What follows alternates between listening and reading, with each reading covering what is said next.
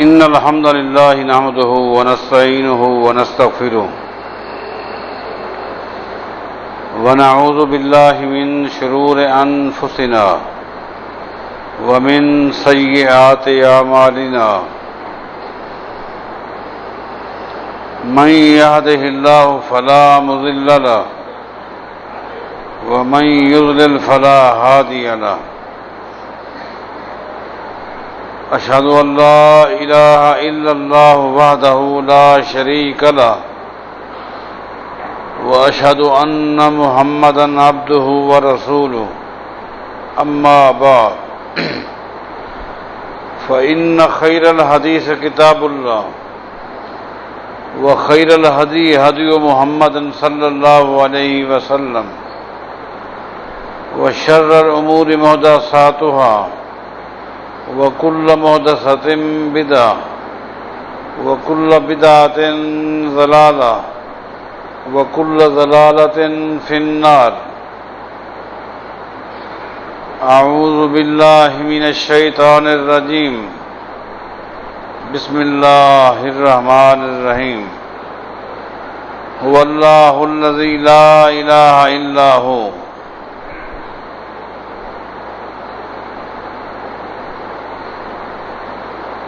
گزشتہ جمعہ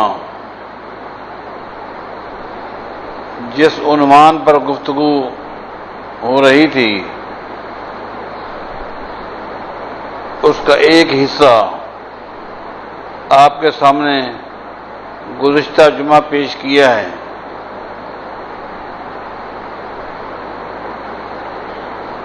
فمن کنت مولاه فعلی مولاه، میں جس کا مولا ہوں علی بھی اس کا مولا ہے۔ لفظ مولا پر آدھی گفتگو آپ سن چکے ہیں۔ عنوان کا آدھا حصہ باقی ہے جسے انشاءاللہ آج مکمل کرتا ہوں۔ سب سے پہلی اور بنیادی بات ذہن نشین کر لیں، مسلمانوں کا بڑا واضح اور دو ٹوک یہ عقیدہ ہے کہ نہ تو اللہ کی ذات میں کوئی شریک ہے اور نہ ہی اللہ تعالیٰ کی صفات میں سے کسی صفت میں کوئی شریک ہے۔ وہ اپنی ذات میں بھی وحدہ لا شریک ہے اور اپنی تمام صفات میں وحدہ لا شریک ہے۔ اللہ تعالیٰ کی جتنی بھی صفتیں ہیں ان صفات میں کوئی ایک صفت بھی نہیں ہے جس میں مخلوق شریک ہو، کوئی جن شریک ہو، کوئی فرشتہ شریک ہو، کوئی انسان شریک ہو، کوئی ایسی صفت نہیں ہے۔ اور یہ بات بھی ذہن نشین کر لیں، کسی شخصیت سے محبت اور احترام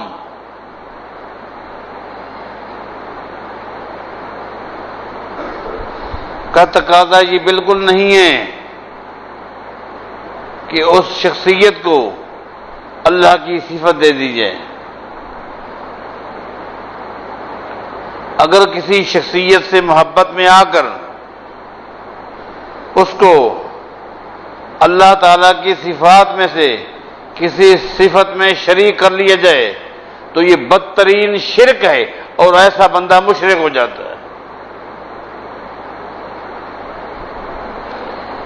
یہ محض مغالطہ لگا ہے، یہ غلط فہمی ہے جس مغالطے کو میں آج مزید دور کرنا چاہتا ہوں۔ گزشتہ جمعہ بھی غلط فہمی کو دور کیا تھا، آج مزید غلط فہمی کو دور کرنے لگا ہوں۔ حضرات،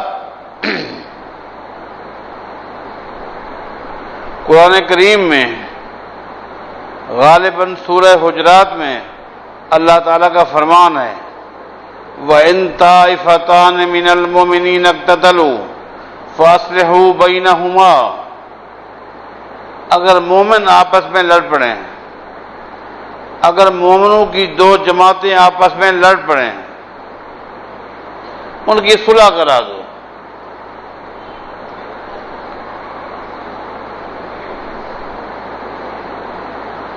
مومن کسے کہتے ہیں؟ جس کا ذکر قرآن میں بھی ہے اور حدیث میں بھی ہے. المومن، المومن، مومن اس انسان کو کہتے ہیں جو اللہ کی ذات پر بھی ایمان رکھے، انبیاء پر ایمان، آسمانی کتابوں پر ایمان، تقدیر پر ایمان رکھے، آخرت پر ایمان رکھے. ان تمام چیزوں پر ایمان رکھنے والے کو مومن کہتے ہیں.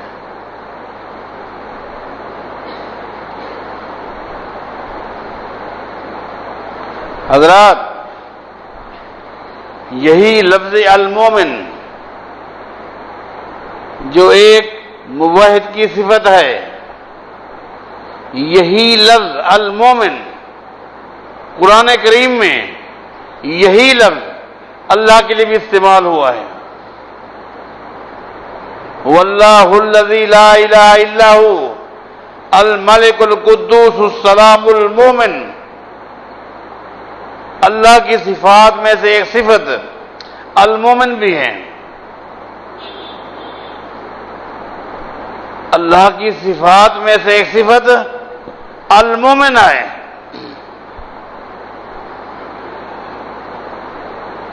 تو آپ کیا کہیں گے؟ یہ اللہ کی وہی صفت ہے جو بندوں کی ہے. اللہ پر ایمان رکھنے والے، شرک نہ کرنے والے، انبیاء پر، کتب پر ایمان رکھنے والے، آخرت پر ایمان رکھنے والے، وہ بھی المومنون، اللہ بھی المومن. تو نعوذ باللہ، کیا یہ وہی صفت ہے اللہ کی جو بندوں کی ہے؟ نہیں.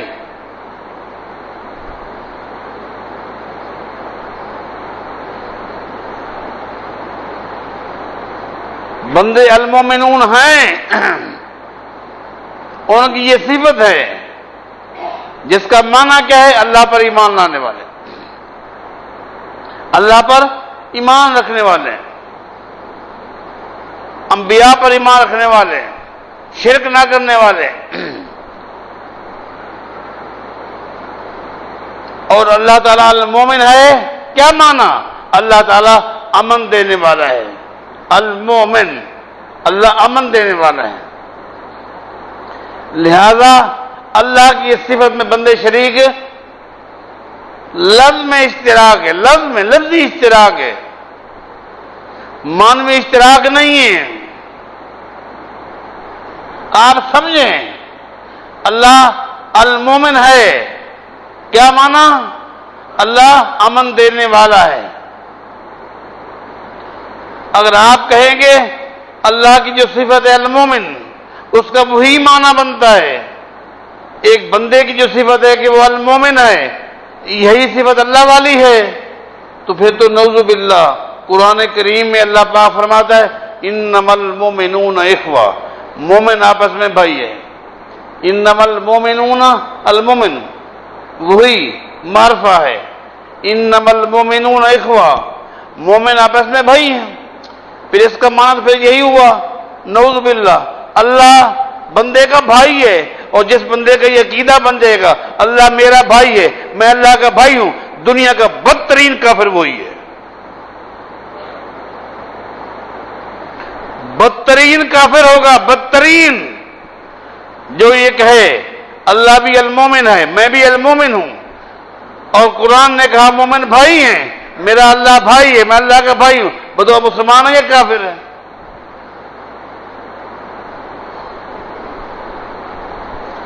اللہ تعالیٰ اپنی تمام صفات میں وحدہ لا شریک ہے.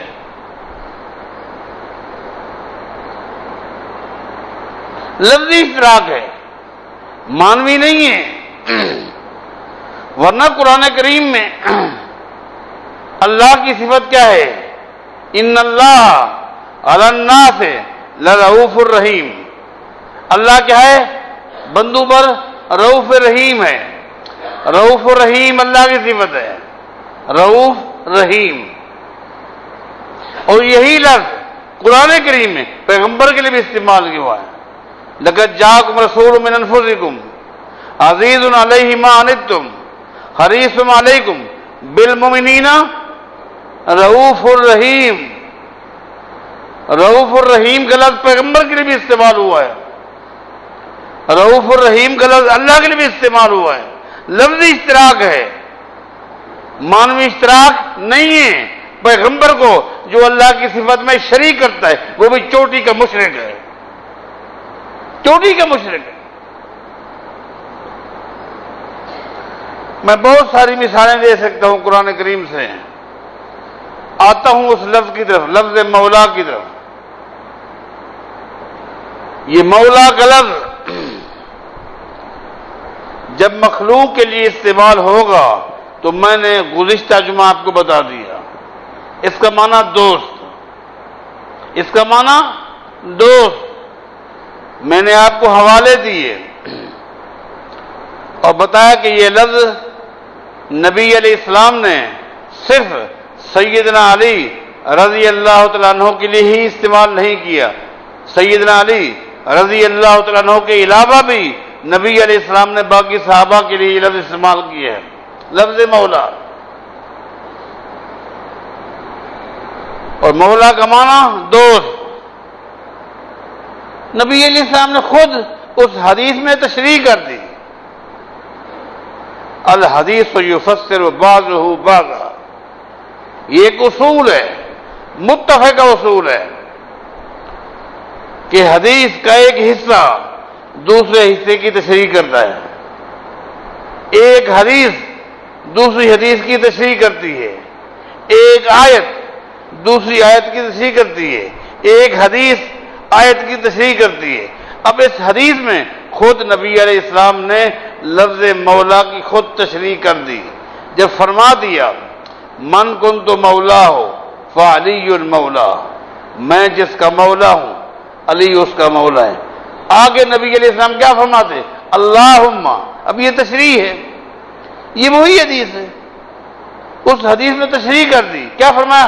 اللہم وال من والا ہو، اے اللہ جو علی کو دوست بنائے تو بھی اس کو دوست بنا دے۔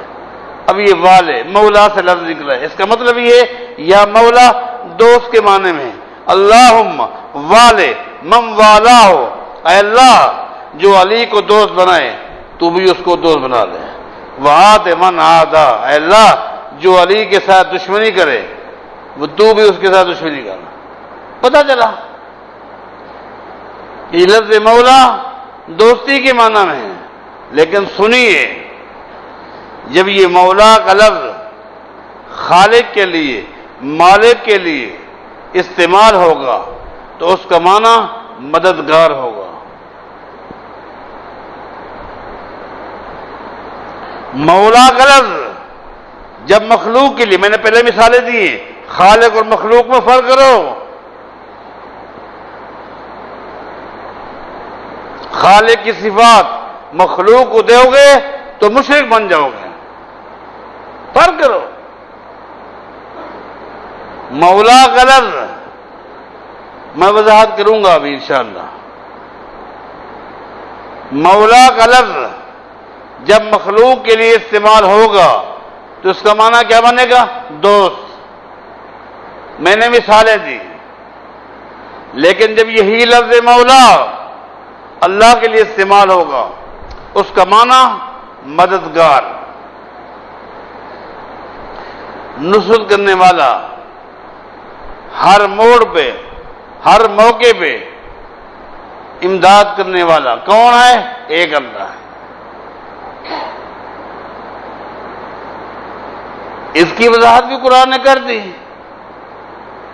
کیا ہے؟ انت مولانا فانصرنا، وضاحت آ گئی۔ جس طرح حدیث میں وضاحت آئی کہ علی جس کا دوست ہے، میں جس کا دوست علی بھی دوست، اے اللہ جو علی سے دوستی لگائے تو بھی دوستی لگا، جو دشمنی رکھے تو بھی دشمنی۔ اب جب یہ مولا کا لفظ اللہ کے لیے استعمال ہو رہا ہے تو اس کی بھی وضاحت قرآن نے ساتھ کر دی، انت مولانا، اے اللہ تو مولا ہے، انت مولانا، اے اللہ تو مولا ہے، فانصرنا، ہماری امداد فرما، انت مولانا، اے اللہ تو مولا ہے۔ کیا مطلب؟ آگے قرآن نے کیا کہا؟ فانصرنا علی القوم الظالمین، القوم کافرین، اے اللہ تو مولا ہے، قوم کافر پر ہماری امداد فرما۔ اب پتہ چلا کہ جب خالق کے لیے مولا کا لفظ آئے گا اس کا معنی مدد کرنے والا ہوگا۔ کیا ہوگا؟ مدد کرنے والا ہوگا۔ بڑی وضاحت ہو گئی۔ سمجھ آپ کو نہ آئے تو جائے احادیث کی کتابیں اٹھائیں، جملہ کتب میں جنگ احد کا واقعہ موجود ہے۔ جنگ احد میں وقتی طور پر جب مسلمانوں کو شکست کا منہ دیکھنا پڑا، کفار غالب آ گئے،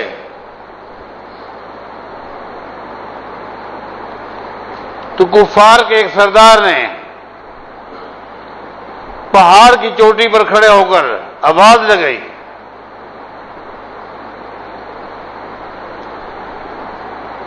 کیا کہا؟ افی القوم محمد صلی اللہ علیہ وسلم، مسلمانوں کو للکار کر اس نے کہا،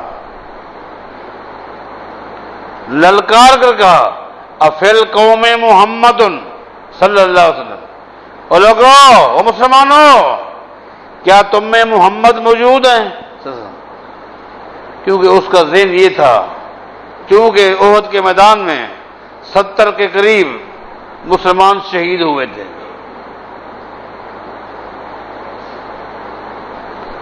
تو وہ کافر یہی سمجھا کہ ہو سکتا ہے ان شہداء میں محمد بھی ہوں، اس لیے تسلی کے لیے، اطمینان کے لیے، بات کو واضح کرنے کے لیے اس کافر نے پہاڑ کی چوٹی پر کھڑا ہو کر آواز لگائی، افیکم افی القوم محمد، و مسلمانوں محمد موجود ہیں؟ نبی علیہ السلام نے صحابہ سے فرمایا، لا تجیبو، کوئی جواب دے، جواب مت دو، خاموش، اس کو خوش ہونے دو، اس کو خوش ہونے دو، لا تجیبو، کوئی جواب نہ دے، خاموشی۔ جب خاموشی طاری ہو گئی تو کافر یہی سمجھا کہ اس کا مطلب یہ کہ محمد بھی چلا گیا صلی اللہ علیہ وسلم، جواب نہیں ملا۔ اس نے پھر آواز لگائی، اللہ، اس نے کیا کہا؟ افی القوم ابن ابی قحافہ تھا، وہ مسلمانوں، کیا تم میں ابو قحافہ کا بیٹا ہے؟ ابو قحافہ کا بیٹا کون ہے؟ ابو بکر صدیق رضی اللہ عنہ۔ یہاں رک کر ایک بات اور بھی بتا دوں، اس کا مطلب یہ ہے، اس وقت کے کافر بھی سمجھتے تھے ان کے پیغمبر کے بعد مسلمانوں میں جو مقام ہے، جو ان کے پیغمبر کے بعد قیادت سنبھالے گا، جو قائد بنے گا، جو امام بنے گا، وہ ابو بکر ہے رضی اللہ تعالیٰ عنہ۔ کافر بھی سمجھتے تھے، آسمانوں پہ بھی یہی ترتیب، اللہ اکبر۔ حدیث اٹھائیں، اشرا مبشرہ، وہ 10 صحابہ جن کو نبی علیہ السلام نے ایک ہی مجلس میں نام لے کر جنت کی بشارت دی، ان کی ترتیب پر غور کریں۔ کیا فرمایا؟ ابو بکر فی الجنہ، و عمر فی الجنہ، و عثمان فی الجنہ، و علی فی الجنہ، ترتیب دیکھیں۔ آسمانوں پر بھی ترتیب یہی ہے، مسلمانوں کے ہاں بھی ترتیب یہ ہے، حتیٰ کہ کافر بھی یہی سمجھتے ہیں۔ اللہ اس نے کیا کہا؟ جب یہ خاموشی دیکھی اس نے تو اس نے کیا کہا؟ افل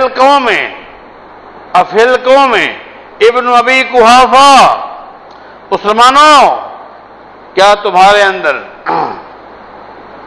ابو قحافہ کا بیٹا ہے؟ ابو بکر صدیق کے باپ کا نام کیا تھا؟ کنیت کیا تھی؟ ابو قحافہ رضی اللہ عنہ۔ ان کے نزدیک بھی یہی ہے۔ حضرات، میں نے پہلے بھی کئی مرتبہ بتایا تھا، اس گھرانے کو جو اللہ نے مقام دیے ہے، جو عظمت دی ہے، اس کو کون چھین سکتا ہے؟ کون انکار کر سکتا ہے؟ چھوڑ دو نفرتیں، ابو بکر کے بارے دل سے بغض کو، نفرت کو نکال دو۔ میں نے پہلے بھی کہا تھا، صحابہ کرام ایک ایسی قوم ہے جن کو اللہ تعالیٰ نے جنت کی بشارت دی ہے۔ والسابقون الاولون من المہاجرین والانصار والذین اتبعوہم باحسان رضی اللہ عنہم ورضوا عنہ۔ اللہ رضوان کے تمغے صحابہ کو ملے۔ لوگوں، بعض صحابہ ایسے جن گھرانوں میں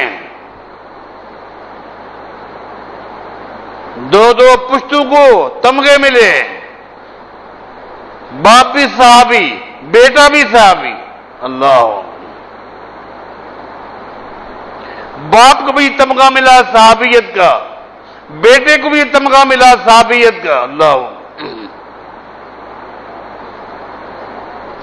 چند گھرانے صحابہ کے ایسے بھی ہیں جن کے 3 پشتوں کو یہ تمغہ اللہ نے دیا، باپ بھی صحابی، بیٹا بھی صحابی، پوتا بھی صحابی۔ سبحان اللہ،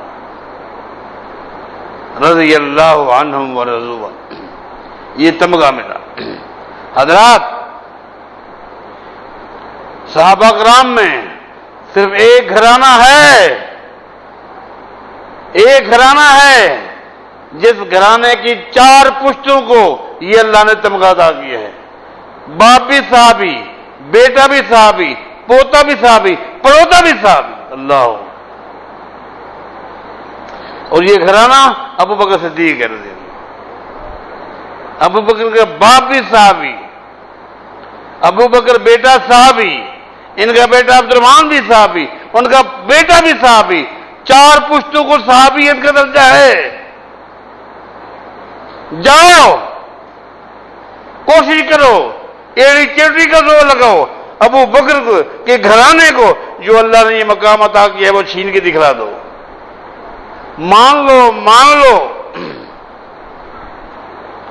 مت برا کہو۔ آپ کو پتہ نہیں ہے، آپ اچھی طرح جانتے ہیں، حنفی فقہ کا دار و مدار فقہ حنفیہ پر ہے۔ پکی بات ہے نا؟ حنفی مذہب کا دار و مدار فقہ حنفیہ پر ہے۔ فقہ حنفیہ کس چیز کا نام ہے؟ امام ابو حنیفہ رحمہ اللہ کے فتاوے کا نام ہے، اقوال کا نام ہے، افعال کا نام ہے۔ یہ فقہ حنفیت ہے، یہ مذہب حنفیت ہے۔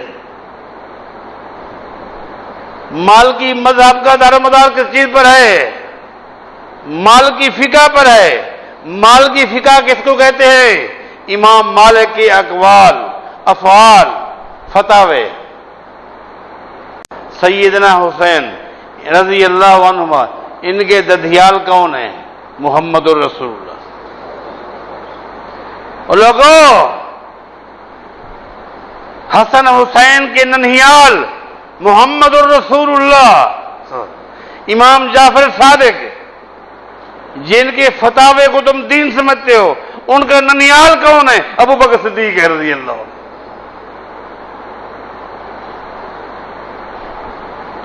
اپنے مذہب کے پیشوا کے ننیال کو برا بلا کہتے ہو؟ شرم نہیں آتی؟ دیکھو تو صحیح کہ کون ہے ابو بکر، کون ہے یہ؟ نانا ہے کس کا؟ ابو جعفر کا، امام جعفر کا۔ امام جعفر کے ننیال کو برا بھلا کہتے ہو؟ شرم نہیں آتی؟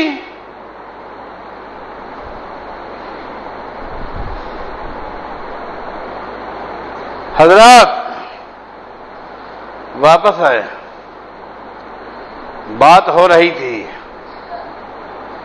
کہ جب کافر کو یقین ہو گیا کہ محمد فوت ہو گیا صلی اللہ علیہ وسلم، اس نے آواز لگائی۔ کس کی آواز لگائی؟ علی کی۔ وہ کس کی آواز لگائی؟ حسن کی، حسین کی،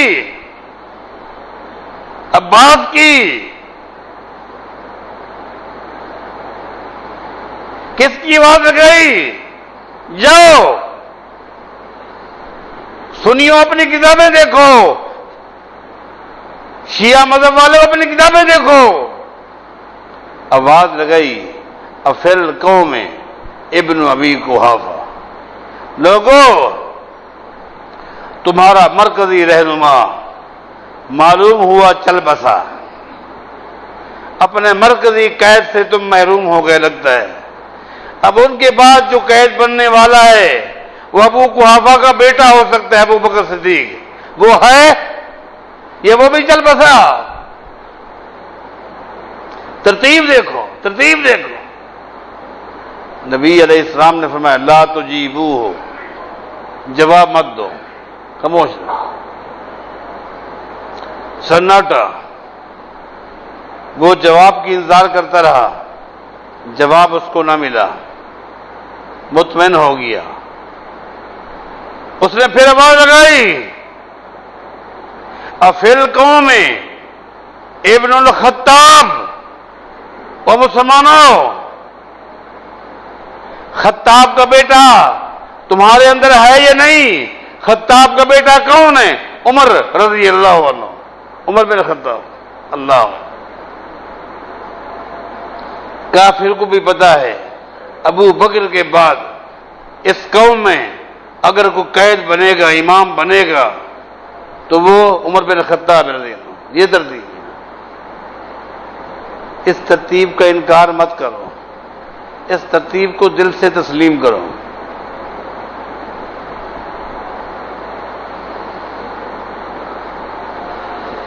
علی کا حق تھا، یہ چھین لیا گیا رضی اللہ عنہ۔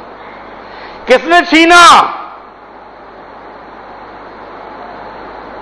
سیدنا علی رضی اللہ تعالیٰ عنہ کی عظمت کو، طاقت کو، دلیری کو اس طرح بیان کیا جاتا ہے ایسا لگتا ہے اس کی طاقت ہمت رب سے بھی زیادہ تھی۔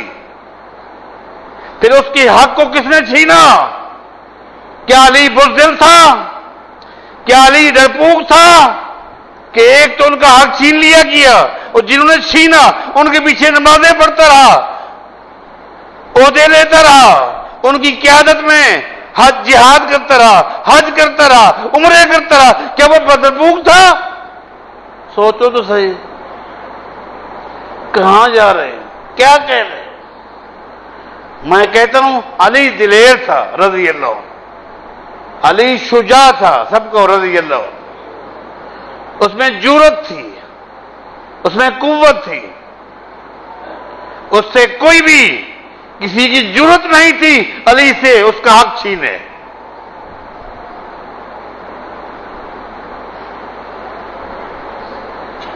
اگر یہ علی کا حق ہوتا، اللہ کی قسم علی مر جاتا، لیکن ابو بکر کے پیچھے نمازیں نہ پڑھتا۔ علی مر جاتا، ابو بکر کی خلافت میں شورا کا ممبر نہ بنتا، عہدے نہ لیتا۔ علی پر الزام مت لگو رضی اللہ عنہ۔ واپس آئیے، اس نے کہا افل قوم عمر ابن الخطاب، اس نے عمر نہیں کہا تھا، افل قوم ابن الخطاب۔ مسلمانوں کیا خطاب کا بیٹا ہے؟ نبی علیہ السلام نے کیا فرمایا؟ لا تجیبو، مت جواب دو، اس کو خوش ہونے دو۔ اس کو مزے لینے دو، خاموش رہو۔ سناٹا، جب سناٹا، جواب نہ ملا، کافر خوش ہو گیا کہ ان کے قائد مر گئے، ان کی قیادت تباہ ہو گئی۔ اس نے پھر آواز لگائی، کیا آواز لگائی؟ لنا عزا ولا عزا لکم، لنا عزا ولا عزا لکم۔ اس نے کہا مسلمانوں، تمہاری قیادت برباد ہو گئی، تباہ ہو گئی، نہ محمد رہا، نہ ابو بکر رہا، نہ عمر رہا صلی اللہ علیہ وسلم رضی اللہ عنہ، سب مر گئے، تم بے قیادت ہو گئے۔ تمہیں برباد کس نے کیا؟ تمہیں تباہ کس نے کیا؟ کہتا ہے لنا عزا ولا عزا لکم، اس لیے ہمارا عزا ہے، لات منات عزا، لنا عزا ولا عزا لکم، ہمارا عزا ہے، تمہارا عزا نہیں ہے۔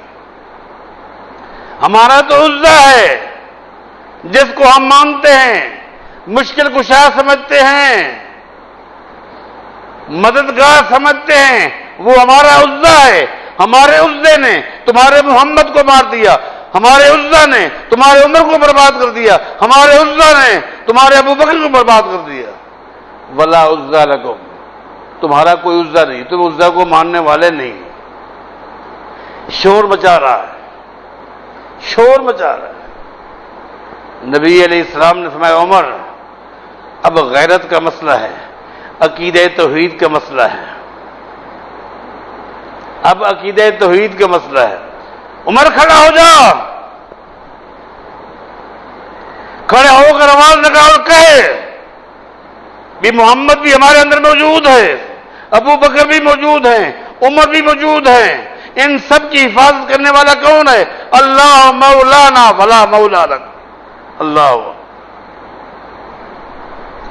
اللہ مولانا ولا مولا لکم۔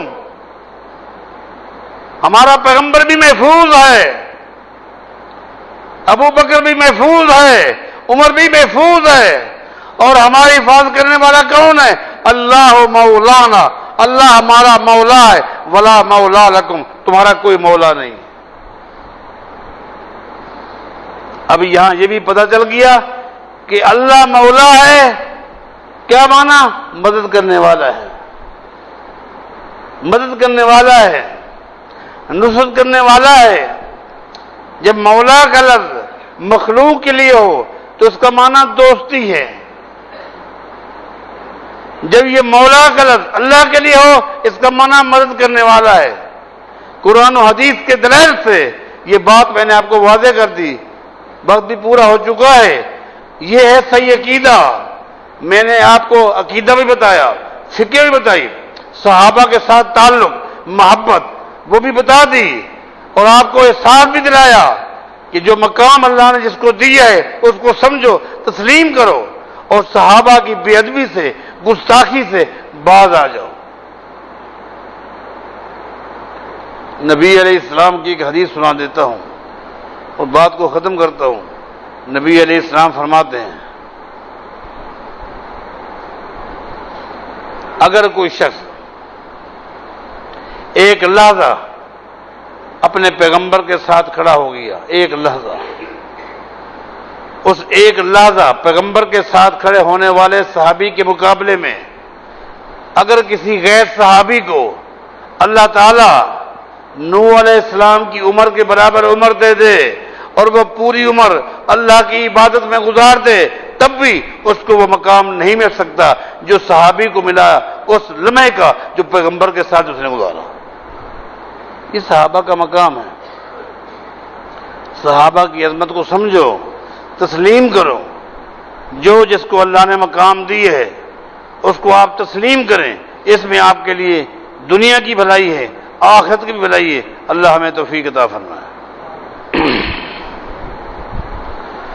ان الحمد للہ نحمده ونستعینه ونستغفره ونعوذ باللہ من شرور انفسنا وسیئات اعمالنا من يهده الله فلا مضل له ومن يضلل فلا هادي له أشهد أن لا إله إلا الله وحده لا شريك له وأشهد أن محمدا عبده ورسوله أما بعد فإن خير الحديث كتاب الله وخير الهدي هدي محمد صلى الله عليه وسلم وشر الأمور محدثاتها وكل محدثة بدعة وكل بدعة ضلالة وكل ضلالة في النار۔ اے اللہ،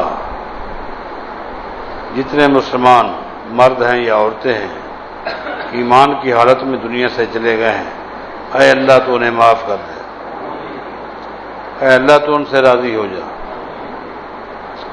اے اللہ تو ان سے راضی ہو جا،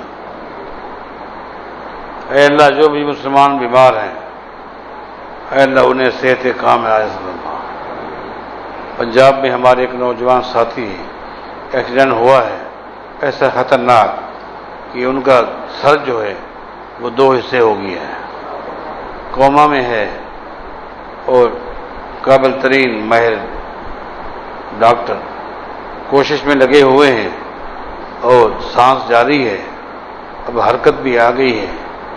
اللہ تعالیٰ قادر ہے، دعا فرمائے اللہ تعالیٰ اس ساتھی کو صحت کاملہ عطا فرمائے، نیک موحد اسلام کو صحیح دل سے قبول کرنے والا ساتھی اور ایک جذبہ عمل کا، عقیدے کا، دعوت کا رکھنے والا ساتھی ہے، نیا ساتھی ہے لیکن وابڈا کے محکمے کے اندر ایک اچھی پوسٹ پر ہے، لیکن جو ہی اس نے حق کو تسلیم کیا ہے اس کے بعد مجھ سے وہ لگاتار رابطے میں رہا ہے۔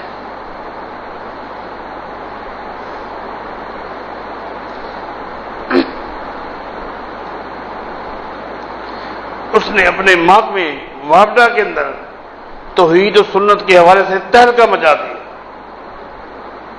تہلکہ مچا دیا۔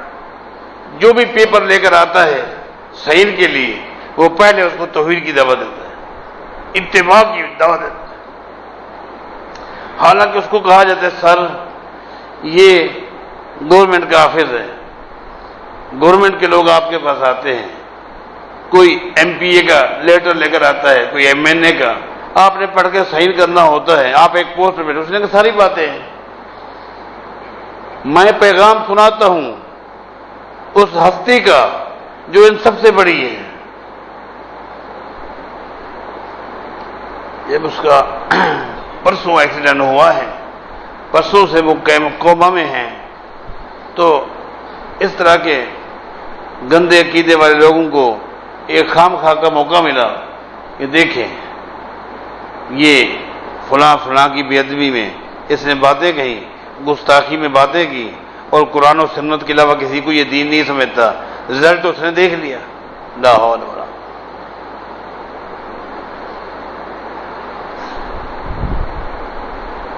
میں پرسوں گیا تھا ملتان ہسپتال، نشتر ہسپتال میں، اللہ سے دعا کریں اور ہر نماز کے بعد اللہ اس ساتھی کو صحت عطا فرمائے، باقی بھی مریضوں کو اللہ تعالیٰ صحت دے انشاءاللہ۔ ایک اعلان ہے، پرسوں ظہر کی نماز کے بعد اسی ہماری مسجد سے ایک گاڑی کا اہتمام کیا گیا ہے، کیونکہ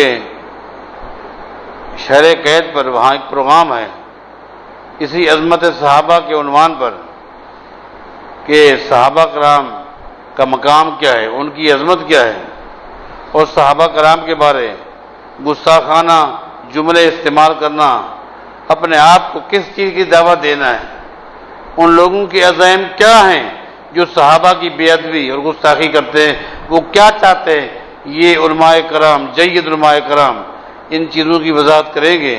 آپ انشاءاللہ ضرور اس پروگرام میں شریک ہوں۔ اللہ تعالی ہمیں اپنے دلوں میں صحابہ کی عظمت کو اور مقام کو بٹھا دے، اور صحابہ کو اللہ تعالیٰ نے چونکہ اسوہ بنایا ہے، فَإِنْ آمَنُوا بِمِثْلِ مَا آمَنْتُمْ بِهِ فَقَدْ اهْتَدَوْا، صحابہ کے نقش قدم پر چلنے کی اللہ تعالی ہم سب کو توفیق